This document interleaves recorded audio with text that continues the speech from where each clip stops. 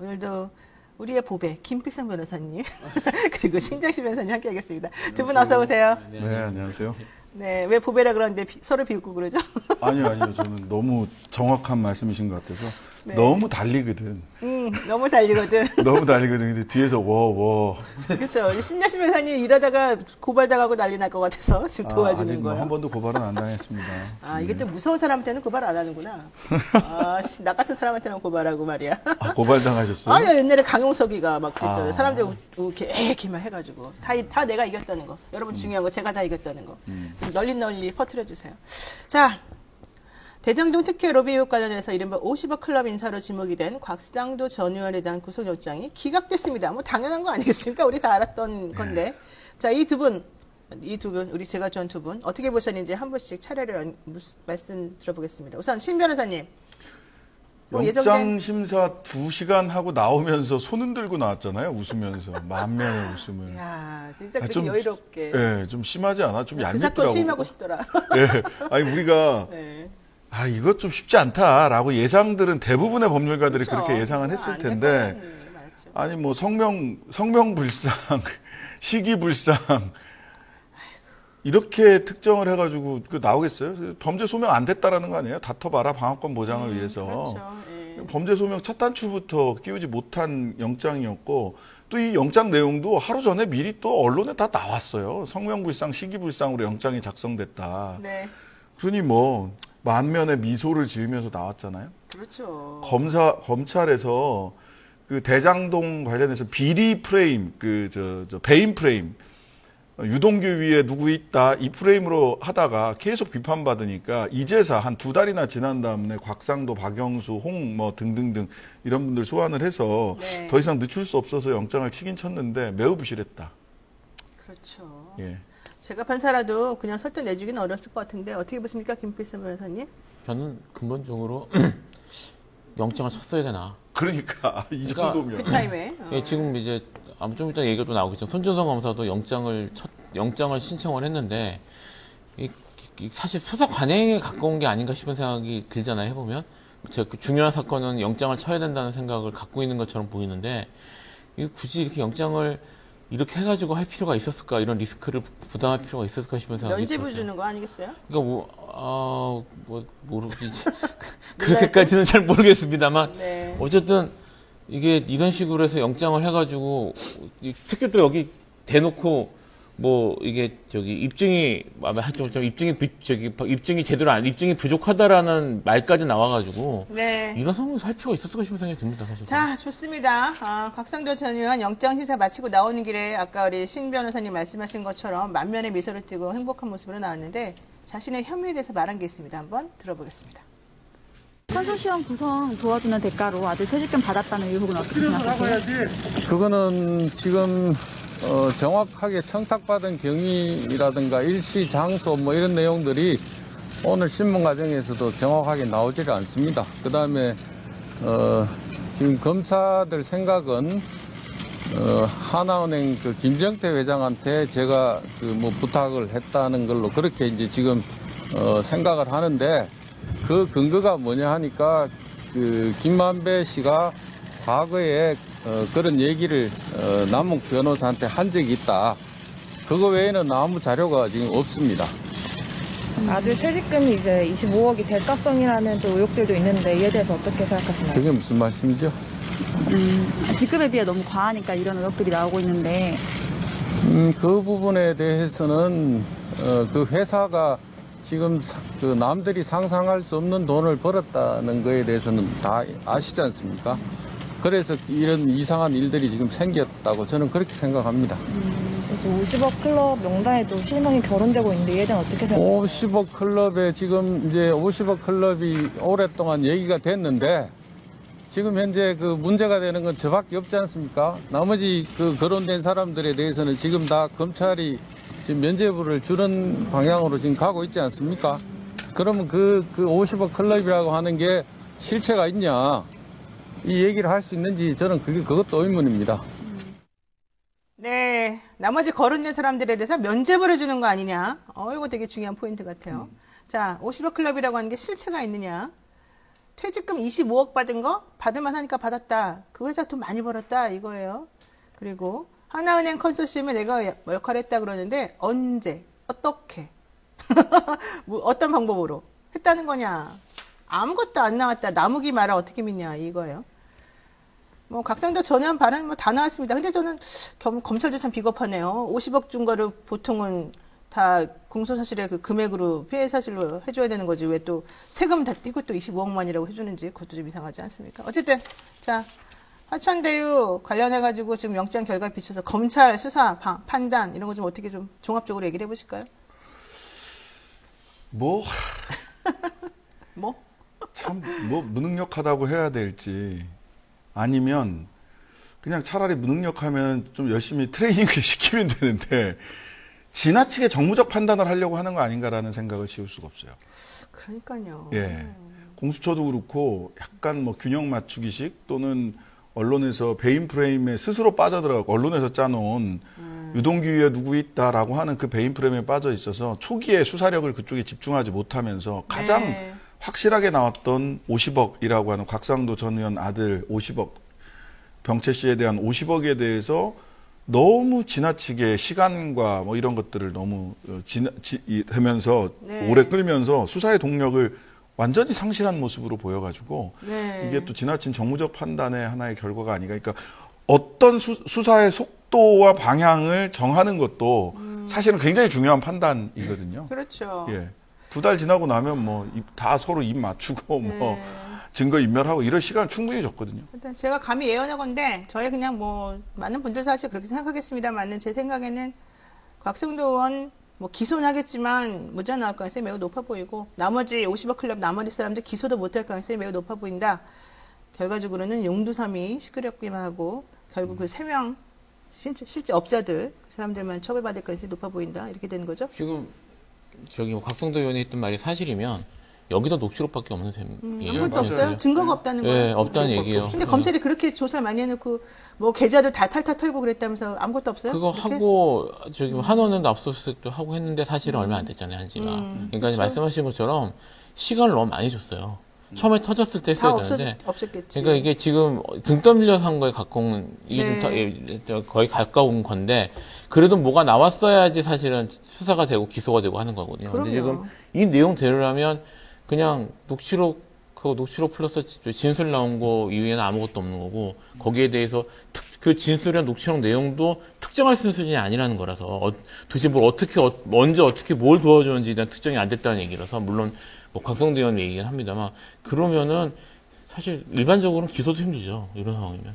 아니, 그러니까 그 사실 정민영 변호사 기소했다는 소리 못 들었으니까. 정민영 변호사 아직 기소 안 됐어요. 그러니까요. 네. 제가 그래서 웃기다는 거예요. 정민영 변호사 영장 실질 심사까지 맡았던 사람인데 영장 기각된 다음에 그 사람 어떻게 하겠다는 게 하나도 나오는 게 없고 아직까지 기소도 안 돼 있고 그렇단 말이죠. 정민영 변호사는 성남 도시개발공사에서 정말로 이 사건의 처음부터 끝까지를 다 계획하고 관여했다고 얘기되는 사람이잖아요. 행동대장. 영장까지 쳤는데 기소도 안 하고 지금 이렇게 헤매고 있다? 저는 이해가 안 가는데 여기에 대해서도 좀 제대로 된 해명이 없다는 거예요. 그러면 영장은 국민들에게 보여주기 위해서 친 거다. 이렇게밖에 안 되는 거 아니에요? 그런 거네요. 그렇게 보여요. 그러다 보니까 아까 이렇게 쭉 보다 보니까 댓글에 꽃사슴님이 성명불상, 시기불상, 국민은 불상 이렇게 아, 국민은 불상? 그렇지. 맞습니다. 딱 떨어지는 말씀이신 것 같아요. 도대체 지금까지 수사하고 성명불상, 시기불상으로 영장을 치는 검찰 좀 이상하지 않습니까? 그러니까요. 왜 이렇게 수사 실력이 없는 거예요. 정말 아무것도 없는 거예요.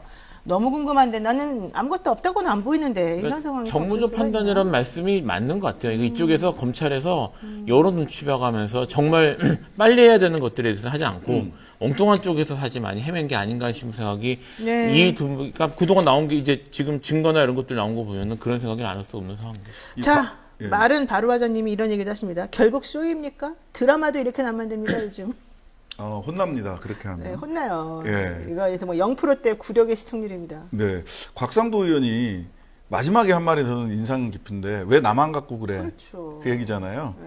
결국은 다른 사람들 면죄부 보고 자기를 쇼잉하면서 그냥 영장 청구하고 불구속 기소하고 결국 무죄 받고 이렇게 가는 거 아니냐라고 스스로 지금 자기 예언을 했어요. 근데 저희들이 보기에도 이런 정도 수사로는 이렇게 될 것 같다는 거예요. 그러니까요. 예. 나머지 거론된 사람들에 대해서는 지금 다 검찰이 면죄부를 주는 방향으로 가고 있지 않습니까? 이게 바로 곽상도 의원이 어제 영장 실질심사 마치고 나오면서 했던 발언입니다. 이렇게 되면 이제 특검에 대한 요구를 국민들이 할 수밖에 없어요. 특검 해봤자 근데 무슨 의미가 있을까? 나는 별로 그렇게 생각해요. 나올 게 없어 보여요. 근데 특검도 문제는. 별별 없는 것 같은데 어쨌든 특검 얘기 나왔으니까 물어보죠. 대장동 특검법 법사위 상정 어제 하려다 불발됐습니다. 뭐 서로 다 여당과 야당은 리탄만 하고 있는데요. 자, 이 특검 안 되겠죠? 뭐 이렇게 되면 지금 이제 올라간 게 안 된 이유가 사실 뭐 국민의힘에서 일방적으로 올린 거라서 못한다는 게 여당 입장이었는데 결국 여당이 어쨌든 하겠다고 얘기를 한 상태에서는 협의가 있어야 되는 건 맞거든요. 야당도 화나서 나가버렸잖아요. 네, 그래서 아마 사실 이렇게 협상이나 이런 것들에 지난한 과정이 있을 거라는 건 예측됐던 거고 이제 시작인 거죠. 쉽지는 않을 것 같습니다. 두 가지 부분이 있는데 사실은 이런 특검법안 같은 경우는 법사위에 이렇게 기습해서 안건을 내거나 상정하는 게 이게 안 맞아요. 그렇죠. 국회 관행상 이거는 이런 정도의 논의가 특검법은 그 원내대표 간 협의가 있어야 됩니다. 원내대표 간 협의를 통해서 어느 정도 안이 나오고 그런 다음에 법사위 내부에서 협의하고 이러는 건데 지금 그냥 기습적으로 상정을 하고 상정 못한다 이렇게 얘기하는 것은 야당에서 우리는 특검 하자고 하는데 여당이 특검 안 하려고 막는 거다라고 하는 이슈 그렇게 언론에 보도되기 위한 행위지 실제로 자신들이 낸 법사위에다가 안을 내고 바로 이것이 논의돼서 특검안이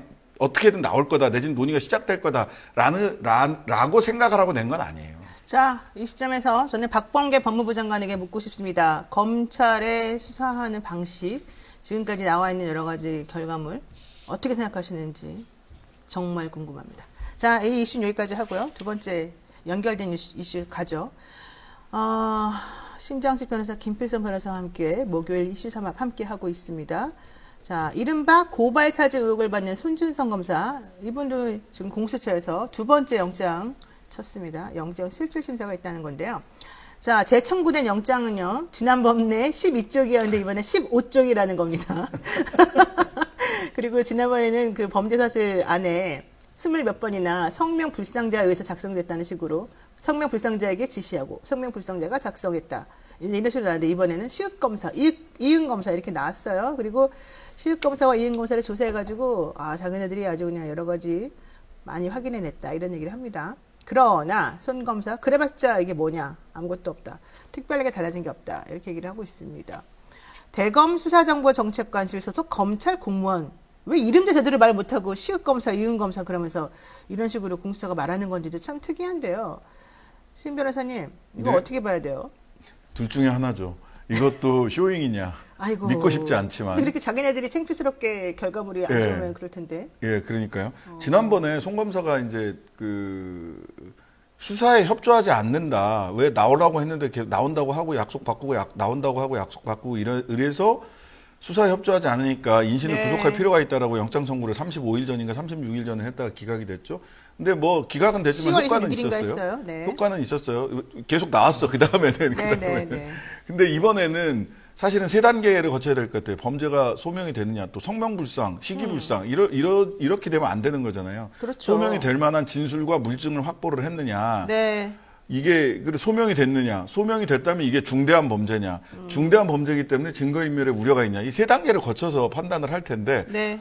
소명을 할 만한 확실한 게 있으니까 이번엔 하겠지라고 그 심리는 추측할 수 있으나 무엇을 소명했는지는 아직 모르겠다. 우리 지난번에도 손 검사 영장 실질심사 첫 번째 할 때 네. 우리가 보기에는 뭐가 없어 보이는데 그래도 설마 아무것도 없는데 이렇게 칠까 이러잖아요. 그러니까 그랬다가 결국 심리 분석을 하다가 우리가 너무 믿었어 공수처를. 이번에 한 번 더 믿어야 되나. 공수처 믿고 싶은데 이런 결과가 근데 나왔어. 곽상도보다는 그래도 좀 낫겠죠? 조금 가능성은 더 있지 않나 하는 생각은 들어요. 그 검찰에서 처음에 막 조사해서 넘겨준 게 있는데 그 이후 뭐가 진전됐다는 거야 도대체? 그러니까 뭐 공수처 입장에서는 아까 이제 검찰은 의지가 있었냐고 얘기를 했는데 사실 이 공수처는 의지는 있었던 것 같아요. 네. 그 영장도 뭐 한 번 더 미친 적도 있고 한 것도 있는데 네. 과연 이제 지금 언론에 공개된 이제 영장 사실에 대해서 과연 얼마나 이게 더 구체적이고 보완이 된 건지 나름 좀 손을 본 걸로 보이긴 합니다만 크게 달라진 게 없는 거라면 여전히 쉽지는 않을 것 같고요. 제가 이제 여기서 얘기한 적이 있었던 것 같은데 이게 이제 고발장 작성에 지금 계속 초점이 가는데 고발장 작성을 위한 자료 수집 행위에 대해서 좀 구체적인 더 토명이나 이런 것들이 추가가 된다면은 이거는 수사정보정책관실에서 고발장 작성을 위한 자료 수집을 했다면 이거는 좀 더 이제 직무 관련성이나 이런 것도 인정될 가능성이 있기 때문에 그런 것들에 대한 내용들이 얼마나 더 추가가 됐는지 방향이 어떻게 확장이나 좀 반응이 잘 잡혔는지가 좀 중요한 이슈일 것 같거든요. 네. 근데 현재 지금 나오는 걸로는 잘 모르겠어요. 저는. 판사사찰 문건 작성도 추가가 됐지 않나 싶은데요. 예, 그러니까 그런 건 좀 봐야 될 것 같습니다. 지금. 저는요, 이 사건은 이렇게 바라봐요. 손준성 검사가 되게 자신감 있어 하잖아요, 지금. 그리고 그 말하는 태도나 이런 걸 보게 되면 좀 얄밉다는 생각이 들어요, 개인적으로.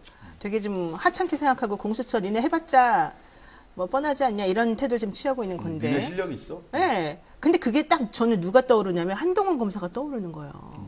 한동훈 검사가 유시민 노무현재단 이사장에게 그 당시에 이사장이 내 계좌 막 다 뒤져본 것 같다 이렇게 말했다가 나중에 잘못 말했다 이러면서 사과하고 그러니까 막 더 기세등등 해가지고 그거 봐라 이러면서 막 욕하고 그런데 결국 지난번에 재판할 때 본 게 나왔잖아요. 그런데 한동훈 검사는 본 거 나온 거에 대해서는 아무 말도 안 하고 어쨌든 간에 자기가 잘했다고 계속해서 지금 뻗팅기고 있는 거잖아요. 근데 그 태도랑 손준성 검사의 태도가 너무 똑같아 보여요.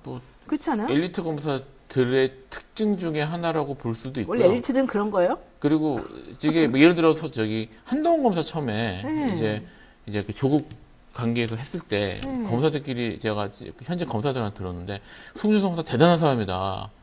대단한 사람 뭐 분명히 뭐 나올 거다. 뭐 털면 뭐 대단한 사람이라는 식으로 얘기를 했거든요. 근데 결국은 뭐 했잖아요. 펀드 관련된 건 다 날아가고. 그러니까 뭐 검사들끼리 그런 문화가 있는 것 같다는 느낌이 좀 들고요.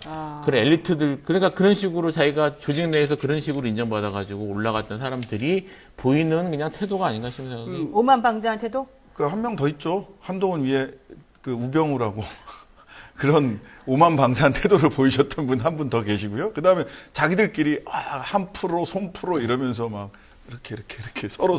그러니까 좀 이거를 좀 제가 좀 의미가 있다. 여기 약간 빗나가는 얘기 좀 얘기가 있는 게 검사들이 전반적으로 행정조직이나 이런 쪽에서 뭐 자기들 조직에서도 마찬가지지만 엘리트 검사들에 대해서 평가가 기본적으로 저 사람들은 대단한 사람이라고 떠받들어주는 게 있어요, 사실은.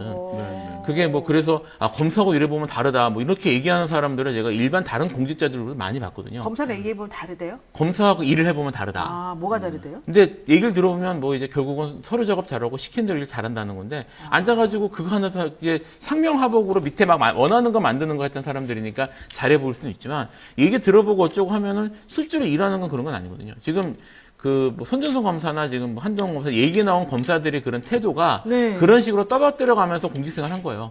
그게 지금 튀어나오는 겁니다.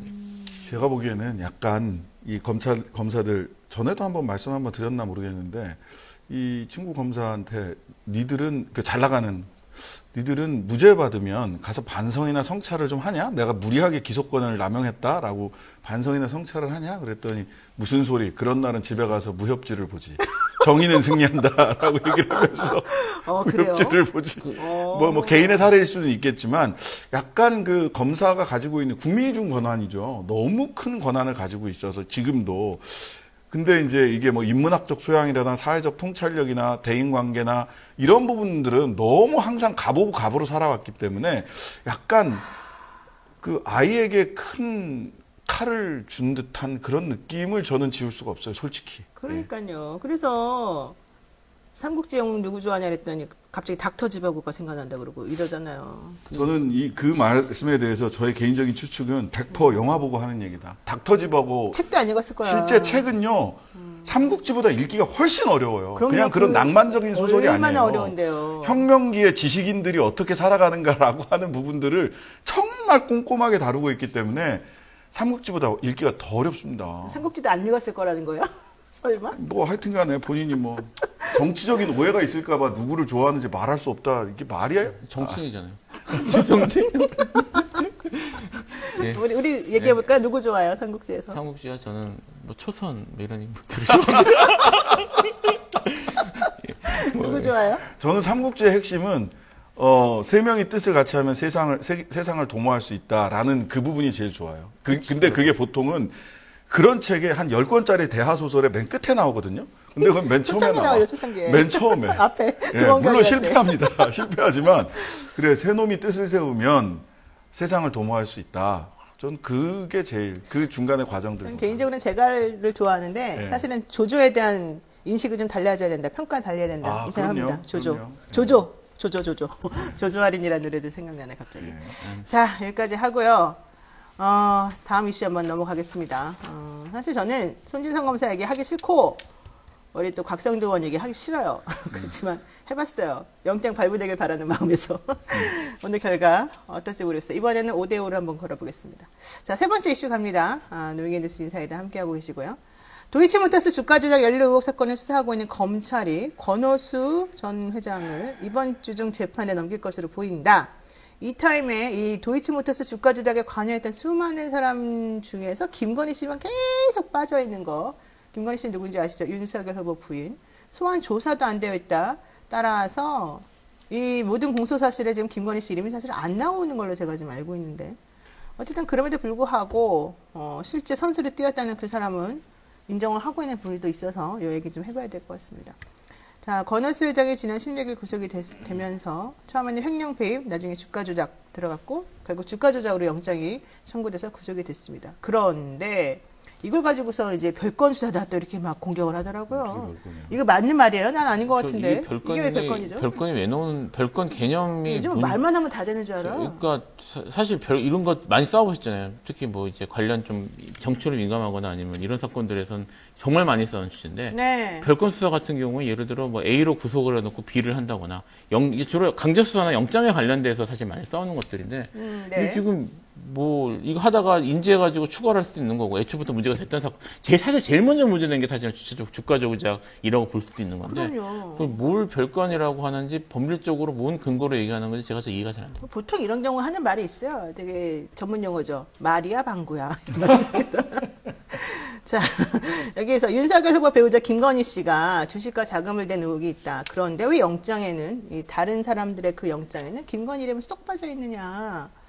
근데 어떻게 보십니까? 김건희 이름 쏙 빠진 거. 내사 보고서 이 얘기는 그러면 이정필과 권오수가 2013년에 작성된 경찰 내사 보고서에 보면 권오수가 이정필에게 김건희를 소개해줬고 네. 뭐 미니 매장 2층에서 만나갖고 소개를 해줬고 미니 차는 참 좋은데. 예. 그리고 그다음에 거기서 신한증권 계좌와 10억을 받았다. 네네네.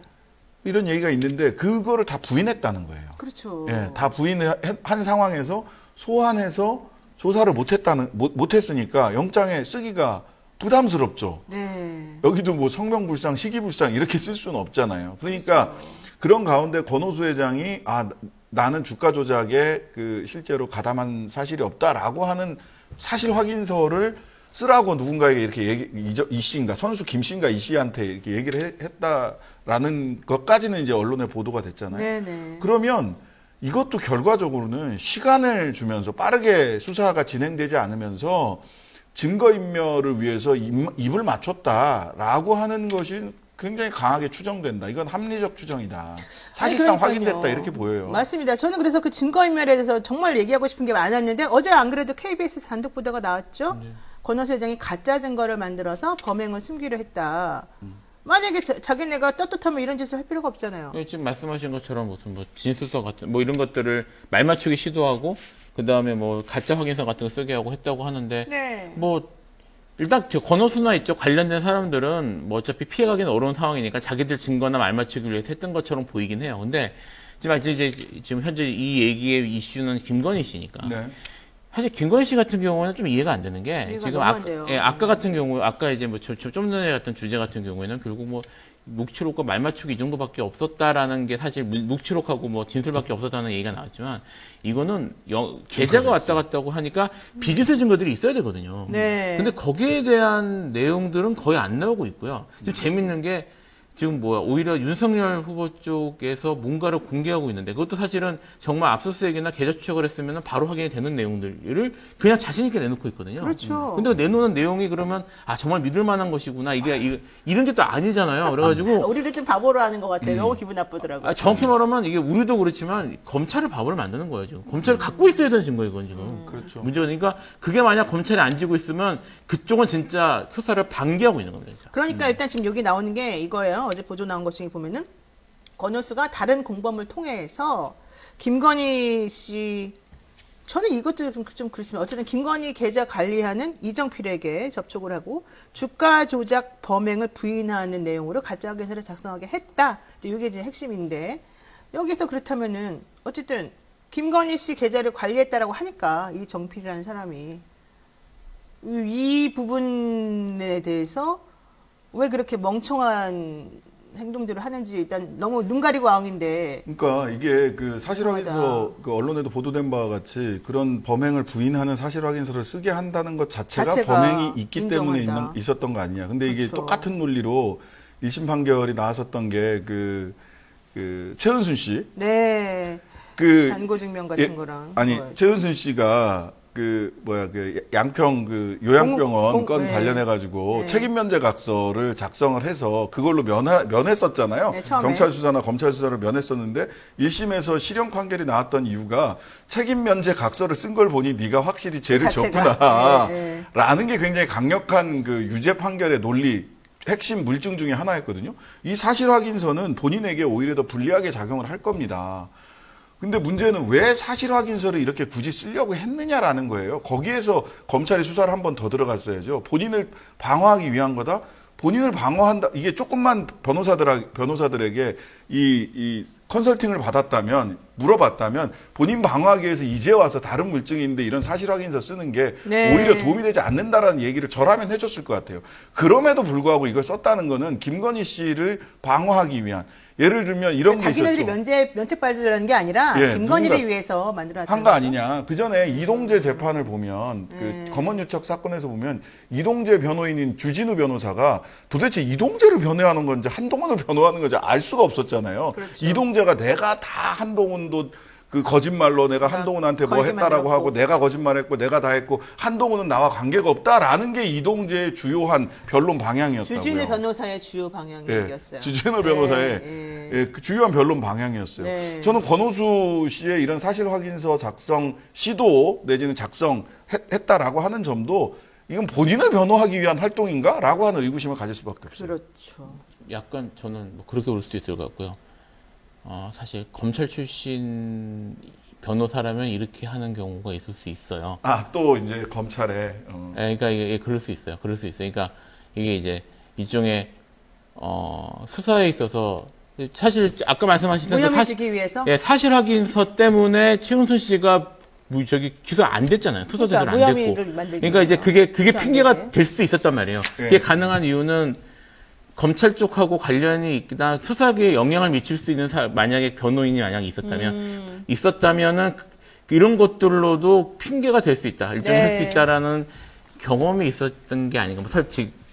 약간 그런 느낌이 들어요. 그러니까 아까 말씀드린 주진우 변호사 같은 경우도 검찰에서 매우 잘 나가던 변호사였고, 그러니까 그런 쪽 검찰 쪽에서 일을 하면서 그거 하면은 우리가 이걸 연결해가지고 이렇게 한다는 식의 사고 방식을 검찰 출신이라면 갖는 경우를 제가 실제 경험한 적이나 본 적도 있고. 그렇죠. 그래서 이게 그런 경험들이 혹시 그런 식으로 조언을 받은 게 아닌가. 네. 그러나 그렇게는 안 될 겁니다. 왜냐하면 많은 국민들이 지켜보고 있기 때문에. 최원수 씨도 그렇게 됐으니까. 자, GS님께서요. 한마디 하셨습니다. 성질나서 못 듣겠다. 바람탐님께서 말합니다. 국민은 속 터지고 화가 납니다. 이훈종님, 다스트러서 아우지로 보냈으면 좋겠습니다. 주어가 없습니다. 이것도 욕하지 마십시오. 좋습니다. 더 중요한 건 얘기할게요. 공소장에 김건희 씨 이름이 들어갈 수 있을지 없을지 이게 매우 궁금하다. 자, 그런데 여기에 대해서요. 제가 보기엔 너무 이상한데 윤석열 캠프에서 아까 김필삼에서 약간 살짝 말씀하신 김건희 씨 신한증권 계좌 공개했습니다. 도이치모터스 주식 매수를 주문한 내용 이외에 다른 금융 정보들을 지운 채 공개한 게 있습니다. 지금 저희가 이제 보여드리는 지금 화면 보면 이게 고발뉴스에서 작성된 전체 거래 내역인데요. 저기 좀 빨강 펜으로 네모나게 좀 만들어준 게 있어요. 신한금융투자에서 만들어진 뭐 거래 내역이라고 하는데요. 자, 요거 좀 설명 좀 한번 해볼까요? 자, 신 변호사님 이거 설명 가능해요? 너무 어렵죠? 네. 이게 거래 내역 그 기간 때문에 기간 자체가 약 보름 남짓 최초에 그러니까. 공개를 했었고, 네. 근데 그거는 선수들이 그 김건희 씨가 이정필 선수를 만나기 전에 거. 그래서 이게 뭐냐? 그랬고 이제 KBS에서 홍사훈 기자가 얘기했던 거는 이게 타 증권사에서 돈이 들어온 건지 주식이 들어온 건지 아니면 타 증권사로 주식을 매매를 한 건지 그걸 알 수 없는. 그리고 거기에 대해서 확인해 달라고 그러니까 확인해 줄 수 없다. 여기까지예요. 왜 확인을 못 해주지? 이해가 안 가요. 모르겠어요. 자, 어쨌든 지금 국민의힘 쪽에서는 4월 4개월쯤 맡겼는데 계속 손실이 나서 주식 모두를 몽땅 별도 계좌로 옮기고 관계를 끊었다라고 하는 거예요. 그 별도 계좌로 공개해 그러면. 그러면 그걸 공개해야 돼요. 맞아요. 그런데 더 웃긴 거는 이체시킨 이 별도 계좌가 동부증권 계좌라는 거잖아요. 지금 얘기되고 있는 것은. 네. 근데 이 계좌에서 저 계좌로 옮겼으면은 출고라고 찍혔으면 그냥 그걸 냅두면 되는데 그렇죠. 왜 그거를 지우냐는 거예요. 굳이. 그러니까 이 말의 핵심은 타사로 옮겼다라고 했는데 타사 계좌로 안 옮겼을 수 있다라는 거고 옮겼으면 옮겼다고 말을 하면 되는데 확인해 줄 수 없다라는 태도를 보이고 있다는 거죠. 그러니까 왜 출고라는 게 찍히면 그냥 출고 그냥 그대로 놔두면 되잖아요. 근데 그거를 왜 지우면서 굳이 이상하게 우리에게 찜찜한 감을 남기는. 그러니까 타사 출고라고 찍힌 걸 확인이 되면 기존에 해왔던 이야기들과 딱 맞아 떨어지는 거거든요. 네. 타사로 옮겨가지고 이거 다 회수해서 타사로 옮겼다. 근데 왜 자기 말의 신뢰도를 높이는 말을 확인을 안 해주냐고. 그렇죠. 예. 그 얘기였어요. 또 추가로 난 뭐 다른 얘기 더 해야 되나 하는 줄 알았더니 그 얘기면 여기까지 그거밖에 없어요. 말씀드립니다. 네. 예. 그리고 제가 이걸 뭐 주식 거래 경험이 그렇게 많지 않아서 그런 건지 뭔지 모르겠는데 정말 0만 찍혀 있어요. 이게 무슨 정보인지 잘 모르겠어요. 그러니까 지금 잘 보면 위에 태광이라고 하는 거를 보면 단가에 뭐 이것저것 기본적인 자료들이 숫자들이 있는데 지금 다른 것들은 다 일단 다 지워져 있고요. 그렇게 지금 보시면 이게 0이 표시된 것들과 안 표시된 것들이 다 일치하지 않아요. 위아래 칸을 보면. 그러니까 맞아요. 지금 숫자나 도대체 얼마만큼의 주식이 어떻게 왔다 갔다 했는지에 대한 내용이 다 지워져 있다는 얘기인데 이게 그렇죠. 뭔지 모르겠습니다. 이걸. 그러니까 지금 경찰에서 보고 있는 건 이거예요. 2010년 2월부터 7개월 정도 주식을 이제 소액으로 사고 파는 일명 구렁이 작전이라는 거를 이제 했었고, 그래서 이 주가를 본격적으로 끌어올린 게 바로 2010년 10월부터라는 거예요. 왜냐하면 그 전에 약간 잔 작업을 미리 이제 해놨다는 거고. 그렇죠. 그러니까 윤 후보 측에서 이걸 해소시키려면 2010년 10월부터 2012년까지 거래내역을 원래 공개를 해줘야 되는 거죠. 우리들이 이해하려면. 근데 그 부분에 대해서 공개한다고 해놓고 사실 공개를 안 했고, 또 그리고 몇 개도 막 지운 것도 좀 이상하고, 더 중요한 건 공개는 했는데 엉뚱한 걸 공개하면서 자기 공개 다 했다고 지금 거짓말 치고 있고 이런 거잖아요. 그러니까 왜 그러냐고. 그러니까 오히려 그런 행동 자체가 이해가 안 가서 왜 그러냐고 도대체. 물어보는데 대답을 아무도 안 한다는 거예요. 대답을 안 해요. 그러면은 검찰 입장에서 자, 네. 보세요. 자, 이게 오해를 받고 있다. 윤석열 후보 측의 그 해명이 다 맞다. 그러면 그렇다고 하더라도 소환을 해서 이거 오해예요 하고 털어줘야 돼요. 그렇죠. 예. 계속 이 오해 속에 있게 냅두면 안 되는 거죠. 적어도 참고인 조사라도 해야 되는 거죠. 피의자가 아니면 네네. 참고인으로 불러서 얘기 듣다가 이거 안 되겠어. 그럼 피의자로 신분을 전환하겠습니다. 하고 피신을 하면 피의자 조사를 하면 되거든요. 네. 근데 부르지를 않아. 그러니까 소환을 안 해, 소환을. 예. 와, 이렇게 오랫동안 이렇게 시끄러운데 10년 동안 소환을 안 해요? 이럴 수 있나? 저는 최은순 씨라도 소환할 줄 알았어요. 통정 매매를 하고 본인이 그전 녹취에도 그거는 그 회장님이 다 하신 거잖아. 건의가 아니라 그렇지 그건 내가 다 한 거야.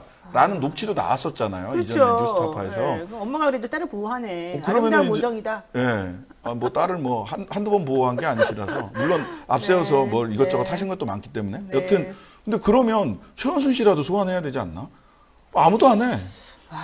비밀리에 했을까요? 최현순 씨 정도가 아니고 아까 좀 전에 제가 말씀을 드렸지만 이거 사실은 검증할 수 있는 기관은 저기 딱 이런 거 발표되면은 검찰이 바로 확인할 수 있어요. 검찰이 갖고 있어야 되는 자료예요. 당연하죠. 수사를 했으면 이 정도는 당연하죠. 기본이에요. 계좌 추적은 기본이거든요. 당연하죠. 당연히 이게 이슈가 됐기 때문에 지금 만약 근데 이거를 뭐 조작을 했다 아니면 조작이 아니라고 하더라도 이런 식으로 자신에게 깔 수 있다는 거는 적어도 검찰이 갖고 있는 자료하고 이거하고 일치한다는 자기 자신감이 있던지 있다.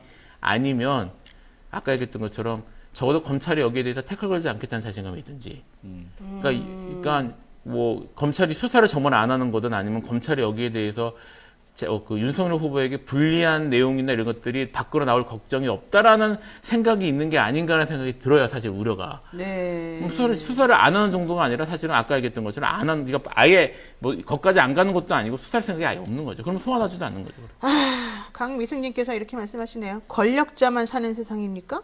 서민들은 한 방에 보내면서 이렇게 말씀하시네요. 네, 저는 이렇게 생각합니다. 이게 정무적으로 검찰이 과거에는 정치적 외풍 때문에 자기들이 제대로 수사를 못했다 이러는데 네. 어느 시점부터는 그 검찰 당처럼 스스로 정치를 해왔거든요. 스스로 정치를 해왔는데 지금도 정무적 판단 내지는 스스로 정치를 하면서 뭔가 양 진영 정권이 어디로 갈지 몰라 아직은 그러면서 양 진영에 두 손에 떡을 들고 이렇게 재고 있는 것 같은데 국민들이 이걸 다 봤어요. 아, 검찰한테 권한을 주니까 기소권, 수사권이라고 하는 권한이 여전히 막강한 권한이 있으니까 저렇게 스스로 정치를 하는구나라는 걸 알고 있기 때문에 네. 저는 정권이 어느 쪽으로 가든 검찰 개혁, 수사권, 기소권 조정과 관련된 검찰 개혁은 제2막이 시작될 수밖에 없다. 지나친 정무적 판단은 검찰 스스로에게 해롭다.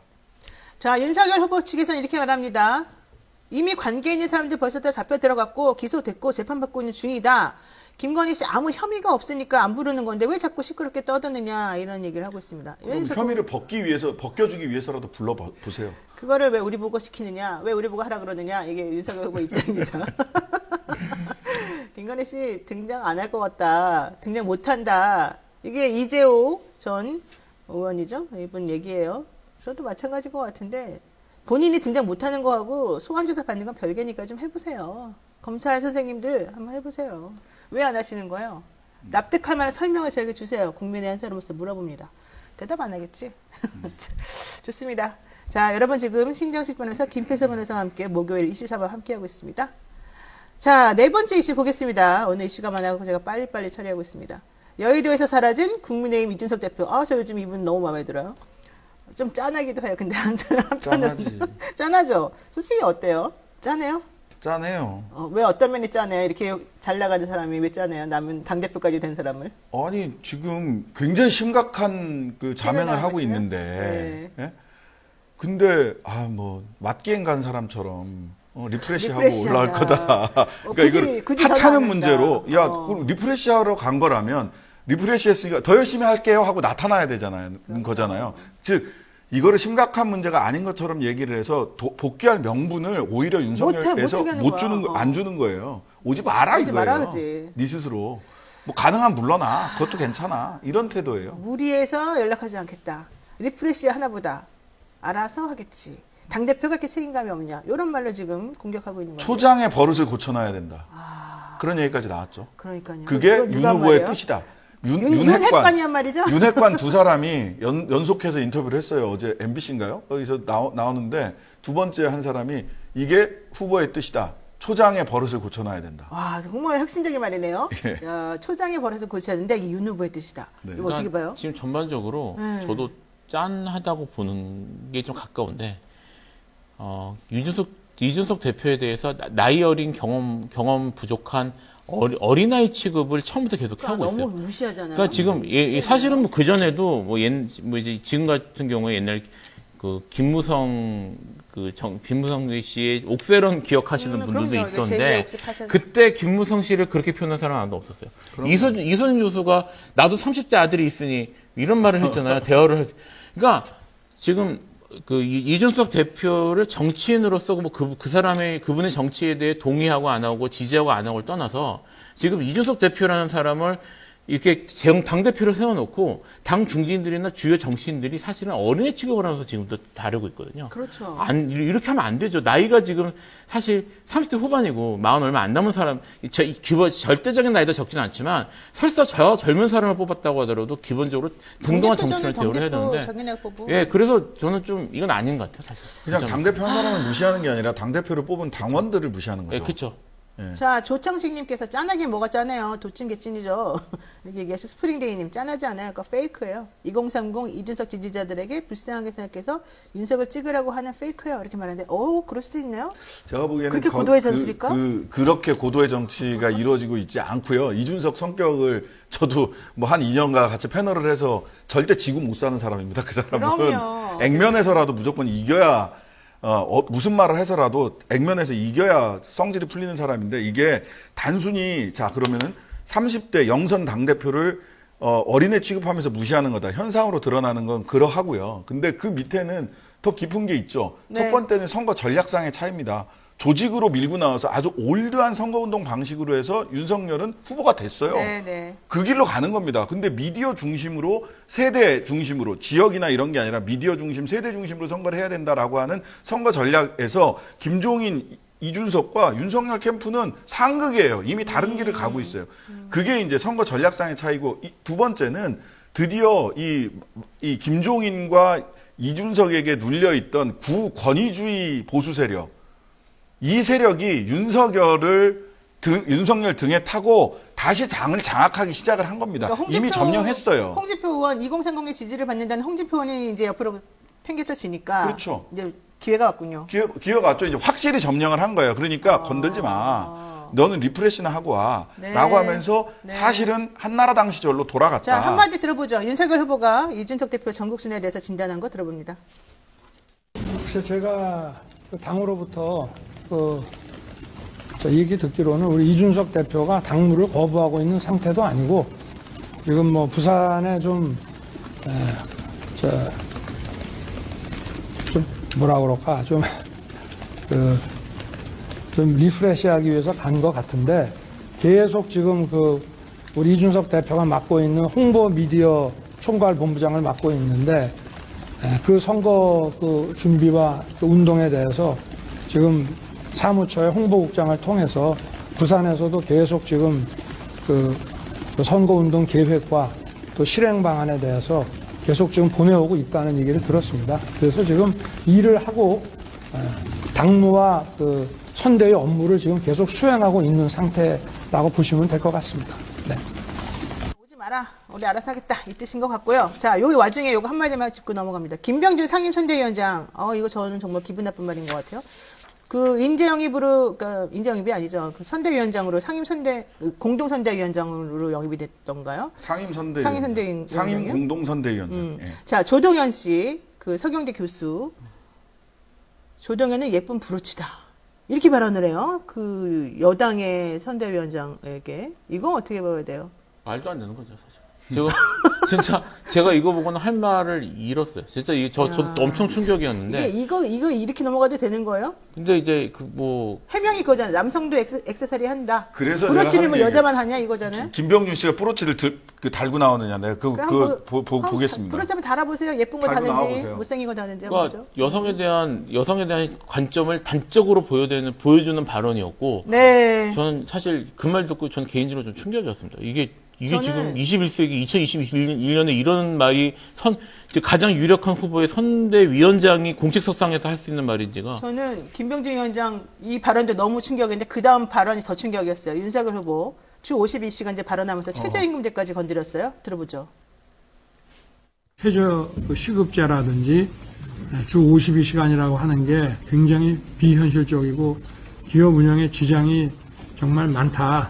이런 탁상공론 때문에 참 중소기업 하기 어렵다 하는 말씀 잘 들었고 비현실적인 제도들은 다 철폐해 나가도록 이렇게 하겠습니다.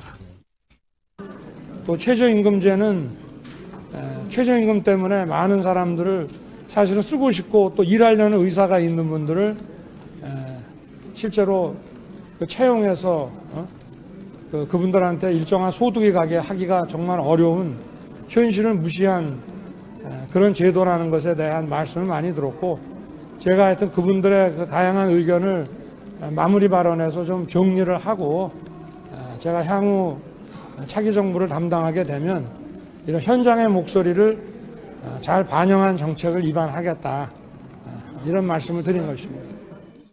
김병준 위원장 이런 성희롱성 발언이 모욕성 발언에 대해서 왜 여성단체도 가만히 있는지 궁금하고요. 그렇게 여성인권 중요시하던 그 변호사님들 왜 가만히 계시는지 제가 정말 묻고 싶습니다. 그런데 윤석열 후보 발언은요, 더 충격이었습니다. 120시간 노동해도 괜찮다 이렇게 말한 것도 그 당시 황당무계했는데 본인은 그거를 말실수라고 넘겼잖아요. 그러나 이번에 나온 얘기 52시간제 철폐하겠다? 게다가 더 웃기는 거 이거죠. 최저임금이라고 하는 것에 대해서도 굳이 할 필요가 있냐. 최저임금 낮아도 일할 사람 얼마든지 많다더라. 이런 말이 지금 제1야당의 대선 후보에게서 나올 말입니까? 나올 수 없습니다. 왜냐하면 이거 가만히 있어도 됩니까? 이거? 헌법 32조 1항 위반입니다.